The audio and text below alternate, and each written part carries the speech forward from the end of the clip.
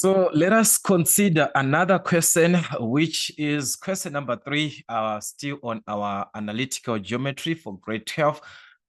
We are going to see that in this diagram, we were given the points P, the points, all these, which are the vertices of the trapezium. So this shape that we are seeing is a trapezium. So the R there, guys, is at this point, the P here at this point, the C that we are seeing is at this point here, just at this point, a little bit shifted, this are O, and the point F and so forth.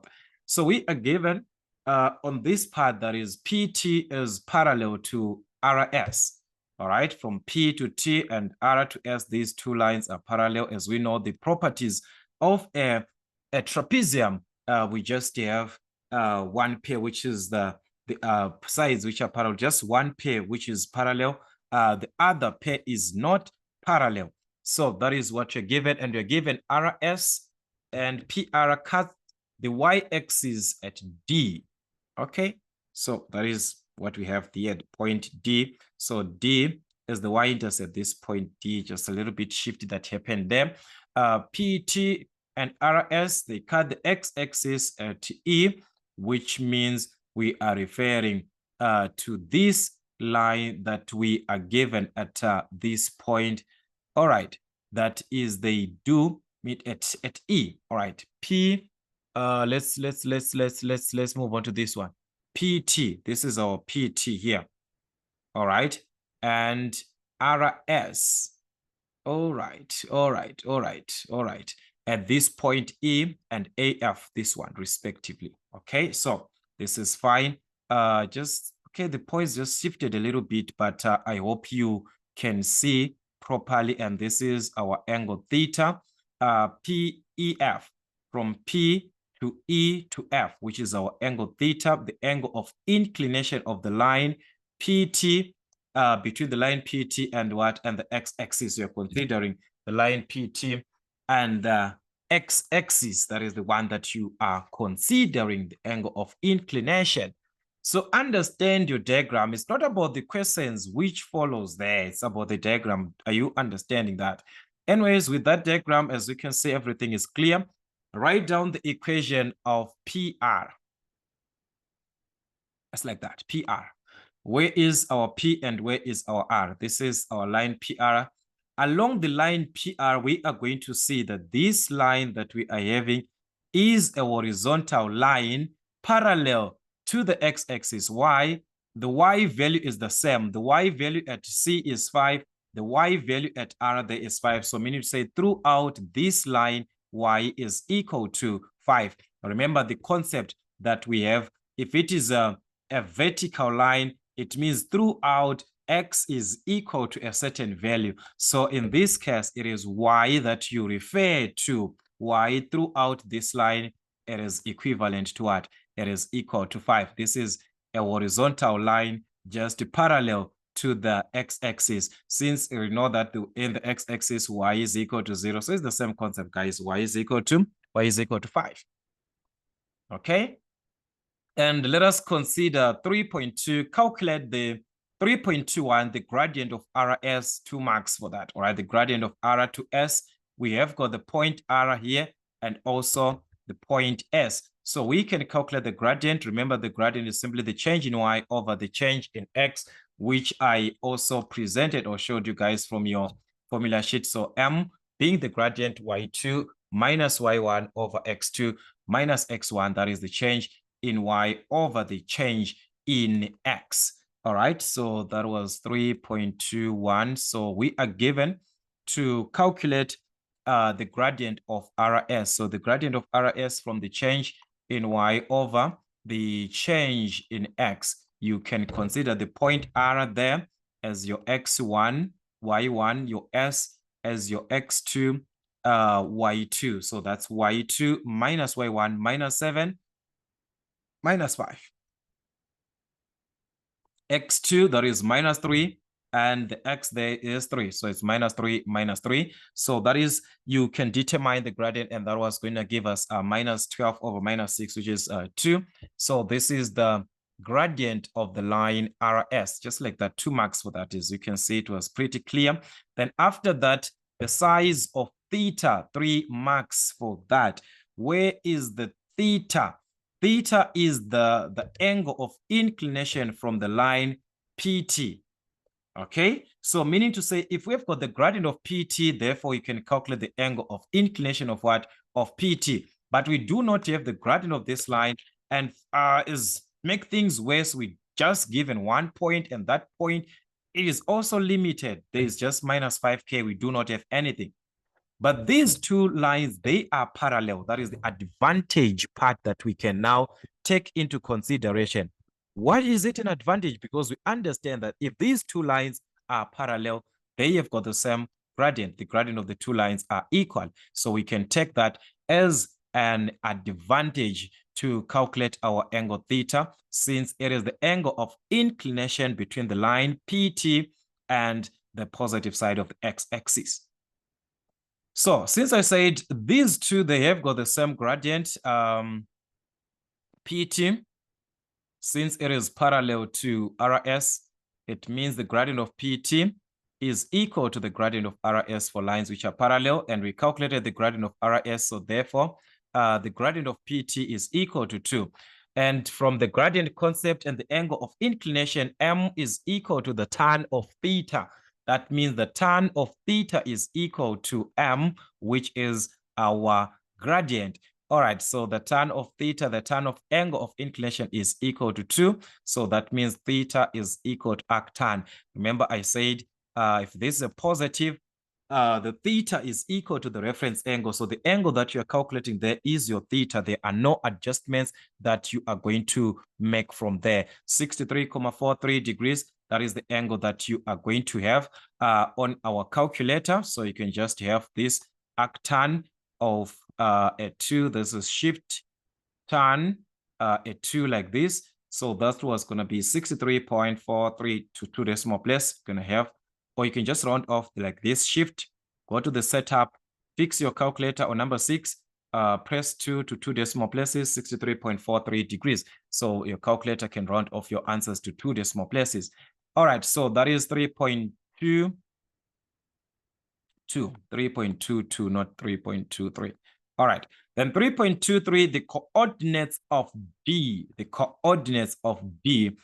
B is the y-intercept of the line RS. That is what we know. That is the only special part that we know about this line. It is the y-intercept. Nothing special. Only that it is the y-intercept. So meaning to say, if it is the y-intercept, we can consider working with the line RS. All right, so that's 3.2. 3, we need the coordinates of the point D. And as I said, D is the y-intercept of what? It is the y-intercept of the line RS. So meaning to say D lies on RS. It lies on RS if it is the y-intercept. So if it lies on RS, just determine the equation of RS, knowing that the equation of the line is equal to y is equal to mx plus c, or you can use the one for y minus y1 is equal to m into x minus x1. It's up to you.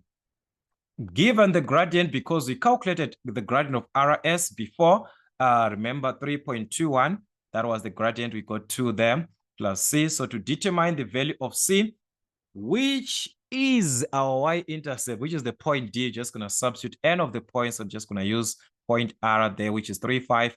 The x value is 3. The y value is 5. So 5 is equal to 2 times the x value. So you just choose any point. You can also use the point S. You must have the same answer of the value of C. All right. So if you do not obtain the same answer, please check your answer. 2 times 3, that's 6, plus C transpose this, that's minus 6.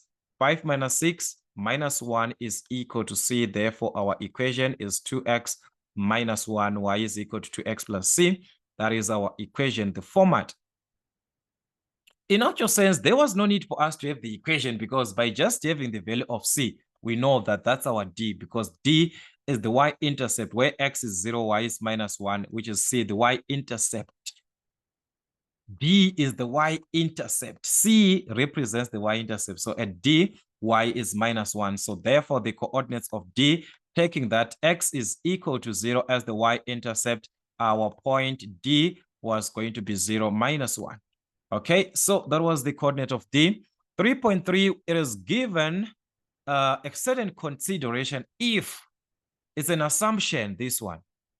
If we are assuming that, let this be equal to this. All right, so the question is, if we make an assumption that TS is equal to 2 square root of 5, calculate the value of K from that assumption. So you use that assumption that you're given, you use that consideration, you use a condition, it's a condition, this one, if this. So what is it that you're given? The distance, TS, all right? So this is our point T and our point S. So we are given the distance of this line, that's 3.3. The distance of TS is 2 square root of 5. And there you're asked to calculate the value of K. What is K representing? K is representing the Y value at point T. Remember, a point in the form of XY.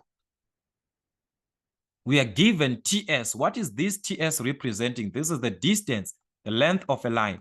So we are given the distance between the 2 points T and S, and we know that our distance formula is there. So you can use our distance formula to calculate that as if it was not there. How were you going to calculate the distance of TS? Let's say you were not given this distance of TS. The distance of TS, which is 2 square root of 5. Let's say we were not given. We want to calculate it. What were we going to, how were you going to calculate this? From the distance formula, we saw that this is the square root of x2 minus x1 squared plus y2 minus y1 squared. Meaning to say, I just need to take what I refer as the points from T and K. So if we are to consider, we can use it this way to say, remember, we're going to subtract the values of x together. Maybe it's -3 minus this. But if you check on the y, you're going to subtract -7 minus, it was going to be like this, -7 minus K. Most of you guys, you have a challenge to recognize that when you square this, it is the same as 7 plus K squared. This one, it is equal to this. Is the same. There's a negative there. So negative, negative, if you factor out, you square it, it's a positive. So to avoid that confusion, because of that minus K, avoid it. So to maintain K as a positive, take your points from T, subtracting the values on what? On S. It is going to be K minus the 7. K, you maintain it as a positive. This formula simply means subtract X values, subtract Y values in a corresponding manner. So if I start with this one, -5, -3, like this. So it is going to be the square root of -5 minus the X value here, which is -3. So I simply minus, that's a positive there. So the advantage now, I just want to start with K. On the Y values now, I'm going to start with K since I started with this point. So it will be K minus -7. So that is the advantage part of just to start with a positive, just to maintain a positive K, not to say there's something special about it. No, there is nothing special about it. Just that you start with a positive. So if we were to simplify this, it was gonna be a 4 on this part here. Minus, remember it's a plus, so it is gonna be -5 plus a 3. And -5 plus a 3, it's -2 squared, which is gonna be a 4. So that's plus, minus there, that's a plus, so it's K plus 7 squared. So to remove the square root, since this 2 is not inside of the square root, we have to square both sides, everything, so that we get rid of the square roots that we are given there. The moment that you square on the left-hand side, make sure that you do square properly. 2 square root of 5 in a bracket. So it's 2 square root of 5. You open a bracket for that. All right, 2 square root of 5 in a bracket, then you square that. That is going to give us 20. So because we fixed our calculator to a certain decimal, we have to change it back to the normal mode. So press 8, then press 2. That is the 20 there. All right, so this is going to give us a 20 if we simplify it. And the other side, we are just removing the square root. It is neutralizing the square and the square root, it is to remove the square root. So if you remove the square root by squaring this, you are going to be left with the 4 plus k plus 7 squared. It's true, you can expand your brackets. That one is up to you. But if there is a squared like this, you can just avoid even to expand. Just transpose this to the other side. 20 minus 4 is 16, which is equal to k plus 7 squared. So what it means, if a is equal to b, remember also b is equal to a. So I can just start by writing k plus 7 on the left-hand side and the 16 on the other hand of the equation. With this, we can remove the square now, since there's a single term and a single term from the left-hand side and the right-hand side. How do you remove the square? By introducing the square root. So the opposite of the square. Introduce the square root. When there was a square root, remember we had to introduce the square to remove the square root. So to remove the square, you introduce the square root. So this and this cancels. So that's you're going to remain with k plus 7. So k plus 7 is equal to the square root of 16. And what is the square root of 16? Plus or minus. That's a plus or minus. The square root of any number, plus or minus. So I can transpose the positive 7 to this side so that it becomes a negative 7. So there I've got a negative 7 plus or minus a 4. So it's either I'm going to add or subtract. So that is our k can be minus 7 plus 4, which is minus 3, or k can be minus 7 minus 4, which is minus 11. But which of these is going to satisfy the exact condition of our k? Which one? Where our k is at this point. This is the y value, this one. This is our k representing the y value. According to the y values, you are comparing the y values. Down there, there's a point S where y is minus 7. Minus 7 there. The y value at this point is minus 7. So it means at k, which is at point t there, k cannot be minus 11. It cannot be, because minus 11 is down there. So at least minus 3. Minus 3 is before minus 7. You compare with what you have on your diagram. So k cannot be equal to minus 11. Minus 11 is a little bit down there. So our k at the end was going to be a minus 3. We cannot use this as our k. So meaning to say the point t that we are talking about here at this point is minus 5, minus 3. That is the one that can make sense according to what we can see on our diagram. So the question was to find the value of k. 3.4, the parallelogram TDNS with n in the fourth quadrant is drawn. So there was a quadrilateral which was drawn, we do not have that parallelogram so far, but given that it was drawn. Okay, let us consider this quadrilateral that they are talking about, which is a parallelogram. They are saying it was drawn, given the name as T to D, that is from point T to D, that is T here, to D, then N is in the fourth quadrant. So there's a point N there in the fourth quadrant. Then it must go back to S. So if it is a quadrilateral, if it is given a parallelogram, it's going to be like this. This is another side. So we're just going to maintain something like this. Remember, guys, it's supposed to be a parallelogram. So we need same distance going this side. So just something like this, a little bit like this, somewhere there. All right, so it is in the fourth quadrant. So in the fourth quadrant there is a point N, so that it's T, D, N, S. T, D, you must have that same format. The format that you are given there. T, D, N, S. T, D, N, S. Not to say T, D, then N is... No. It's supposed to maintain that given part T, D, N, S, T, D, like that. So the question was not about this format, but to calculate the coordinates N. The point that we do not know, which is in the fourth quadrant, but forming or giving us at the end what we refer to as a parallelogram. Once you are given this type of a question, you go back to the properties of a parallelogram. What is it that you know?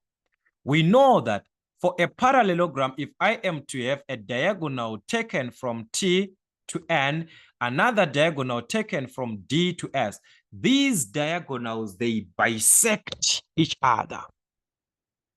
They bisect each other, meaning to say they have got the same midpoint.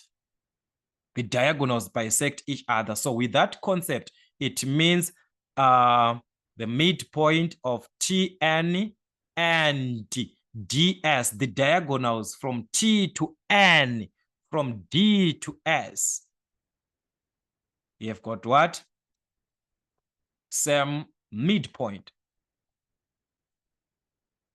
which is in this case, the part of the diagonals bisecting at a certain point. So that point is the midpoint of ds. It is also the midpoint of what?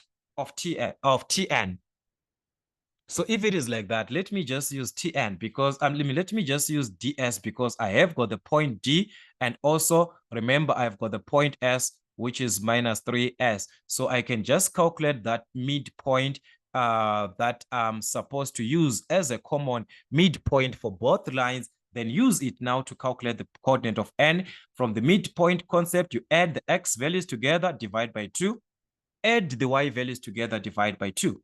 So meaning to say we can have the midpoint from D and S. So the midpoint, I'm going to use ds. So D and S, the x values on D and S, you add them. That is a D, 0 plus minus 3 at S, divide by 2. The y values at D, the y value at D, sorry, which is minus 1, plus the y value at S, which is minus 3. So it's minus 1 plus minus 3. So it's simply minus 1 minus 3 over 2. So thus, we have got the midpoint in this case. So let me just write it as M for the midpoint. So M being the midpoint of this, which is the point where these diagonals intersect. They bisect each other. Okay? So this is going to give us negative 3, 2. And that was going to be minus 4 over 2. Minus, guys, this is 7. This is minus 7, not minus 3, minus 7. I'm now surprised with my preparation there. So it's minus 1, minus 7. So it was going to be a minus 4. This is what you have there as the midpoint, as the common intersection, as the common, like a center, like midpoint. Okay. So with this concept, I can use it to say, using Tn now, because T and N, and remember I want the coordinates of N, so I have to use T and N. All right, so T, remember it's minus 5 minus 3, so we've got the xy concept there, x1 x2 x1 y1 and x2 y2 concept. Still, we can have that. So instead of you now having it as a point, you can just consider the x values, because this is the x at the midpoint. So the x at the midpoint is minus 3 over 2. So I'm going to take the x at t, all right? So using what? So in this case, we are going to use Tn. So using Tn, calculate the same midpoint. The same midpoint, this one. So I have to take the point x at t, which is minus 5, add to the x that I'm supposed to calculate at n, divide by 2. This is the x value at the midpoint. Remember your midpoint concept. Remember your midpoint concept. The x values are added together, divide by 2. The y values are added together, divided by 2. So in this situation, that is what you're going to just have. So this is for the x. You equate it to the x at the midpoint, which is minus 3 over 2. By this, you can solve for x at point n. So that's an equation. The way that you solve your equations is up to you. You're going to cross multiply, or you're going to see that the denominators are the same. So therefore, it follows that the numerators are supposed to be equal. Minus 5 plus x is equal to minus 3. So transpose the minus 5 to the other hand of the equation, it becomes a positive 5 on this side. So x was going to be minus 3 plus 5, which is 2. The denominators are the same. So just equate your numerators.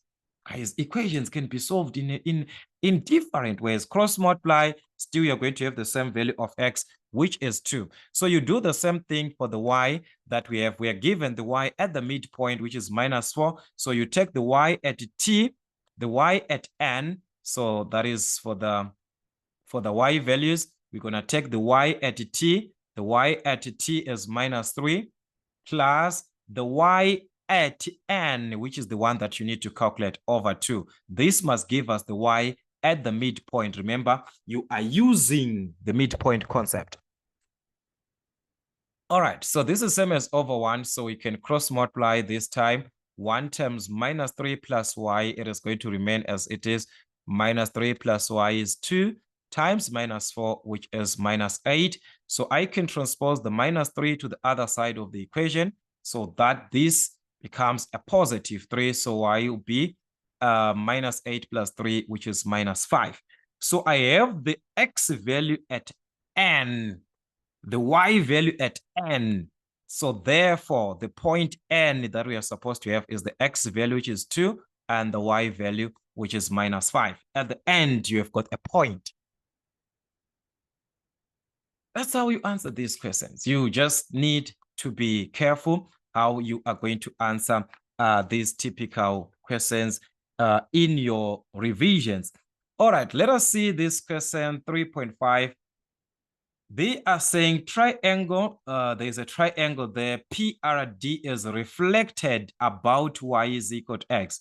A reflection does not affect the original triangle. The original triangle remains as it is with its properties. Like the area remains as it is, whatever properties. But they are saying it is into triangle PRD, which is this image concept that we are given. So this is the original and this is the image reflected along what? The y-axis. Calculate the size. All right, calculate the size of angle RD to R dash, which is R of the original and R of the image passing through the point D. Let's see, what is it? We are reflecting along the y-axis, okay? This is along the y-axis. So I just want you to see something here. Just a funny thing, very, very simple part that, but if you don't understand this, it can actually affect everything.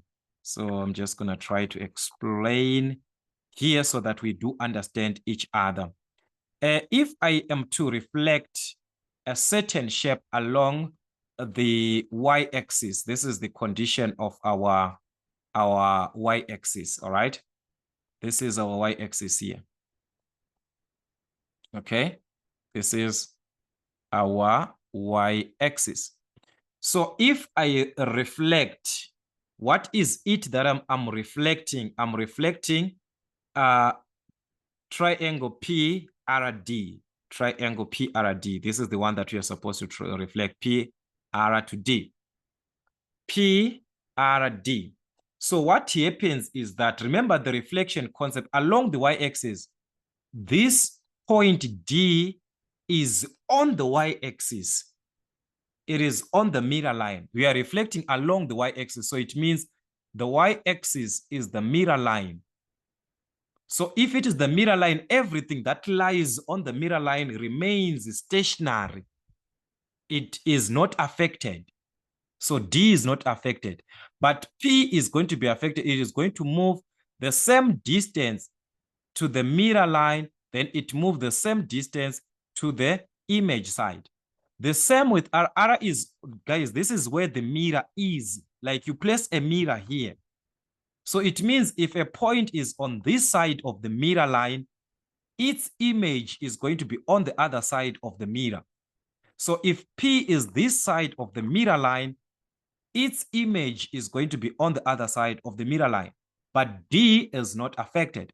So you were going to see that the point R was going to move same distance to the mirror line, then same distance from the mirror line to its image. I talked about that.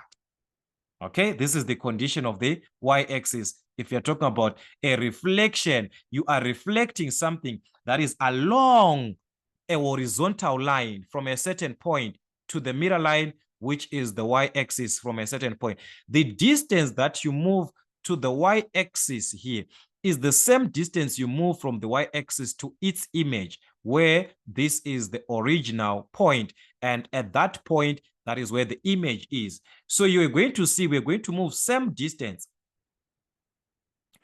From here, this is 3. From 3, we are going to move 3 units up to the y-axis. We moved 3 units. So we're going to move again from the y-axis 3 units in the same horizontal line straight. Remember what I talked about, the line, this line, it is a horizontal line. So you're going to move same distance along this horizontal line 3 units. So meaning to say we're going to have the image R there, R bar, which is the image where X is moved 3 units from the y-axis, from the mirror line. So if it has moved 3 units to the negative, it means this will be -3, but the y value is not changing. Remember, the y value is not changing. Why am I talking about this? This is the one that we need on our angle. This is the one that they are talking about here on our question. The question is that, the question, we are not worried about here, the object and the image. We are worried about the angle that we are supposed to calculate, RD, R bar.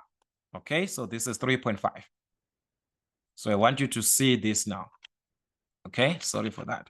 So that's 3.5. This is what is going to happen, 3.5. So the angle that you are asked to calculate is RD, R bar, like this. This one is the image, the R of the image. This one is of the object. So it's from this R here to D to that image. So we are calculating this whole angle created. And with this information, it tells us that because we moved equal distance from this point to the mirror line, remember we moved the same distance from the mirror line to the image. And this is a horizontal line. This is a vertical line. These two, they are perpendicular. Not just about being perpendicular, but this line or this triangle that we are having is going to be an isosceles triangle. Remember, that's the concept of an isosceles. It is bisecting this angle. So it bisects the angle D from P to D to R, from P to D to R1, R bar to this R bar. It is the same angle. It is being bisected into 2 equal parts. It is being bisected into 2 equal parts. So that is the condition there. That is the idea of our question. So you are going to see that in this consideration or in this situation of our question, we need this angle. This is a parallel line. I want you to refer to this. I talked about this actually in our grade 11 mathematics, about the angle of inclination, this and that. So you need also to understand all those, that if a line is drawn, you see, there is a parallel line, this one, there is a parallel line. This line here of y is this one, its y is equal to 5. It's a horizontal line. This line that we are seeing here, it is parallel to the x-axis. It maintains the same properties as the x-axis. It is parallel. It's a horizontal line parallel to the x-axis. So meaning to say, I can either calculate this angle D with the same concept of this line, because I can have it also at D. This, I play around. This one, I use it the way that I want. I can also use this same line at D. I can use this at D. So at D, meaning to say this is also going to be parallel to the x-axis. And if it is parallel to the x-axis, it means I'm just considering this line here, this one, because it's parallel to the x-axis. So this line here and this line, they give us an angle of inclination here. This will be the angle of, it is the same. The angle here that you have here, the angle of inclination that you have at this point, is the same angle of inclination that we are given here before at this point. But what is it that we know? This angle at this point here, which is from R to F to this part of the x-axis, it is the same as our theta. Why? These two lines, they are parallel originally from the trapezium concept. So we talk of what? Alternate, we talk of the corresponding angles there. If these two lines are parallel, this angle to be equal to this angle theta to be equal to this angle, they are corresponding angles. Same thing with this angle F here and this angle at D, they are corresponding angles. This one and this one. So the angle theta that we calculated before, if it is 63,43 degrees, it means also this is 63,43. It means also here it is 63,43 degrees. That is the idea. So this is your geometry part that you take from your grade 11, you extend all those things. Grade 12, it's a continuation from grade 11. Don't forget that. So if you revise and you do not open your books for grade 11, it means you are mistaking a lot. You are missing a lot because mostly 60% of your question, like the whole of your final exam, 60%. If you take it to be 60%, it's your grade 11. You see now, so there is a need for you to revise those grade 11 stuff.